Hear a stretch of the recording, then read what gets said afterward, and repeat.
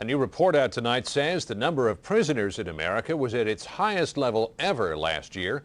1.8 million adults were behind bars. That's up 4.4% from 1997 and more than double the prison population back in 1985.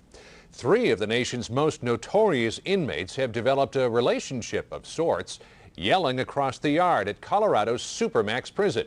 As Jim Stewart tells us, an infamous gang leader went to court for permission to join in. It's no accident that convicted Unabomber Ted Kaczynski, World Trade Center terrorist Ramzi Youssef, and Oklahoma City bomber Timothy McVeigh are all housed here in the same super secure federal prison in Florence, Colorado. After all, this is where all the baddest of the bad are kept. But what has surprised prison guards is that lately the 3 men have begun having small chats in the exercise yard, and now a federal judge has agreed to let this inmate, Luis Felipe, leader of New York's Latin Kings gang, join in the conversation. Felipe was in solitary confinement because somehow, even from prison, he'd managed to order the death of others.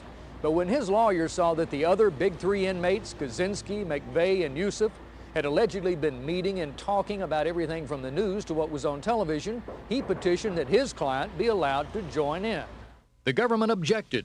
It is difficult to justify allowing his first contact with other prisoners to be with such relatively sophisticated and dangerous individuals, prosecutors said, even though Felipe himself is serving life plus 45 years for racketeering. The judge disagreed.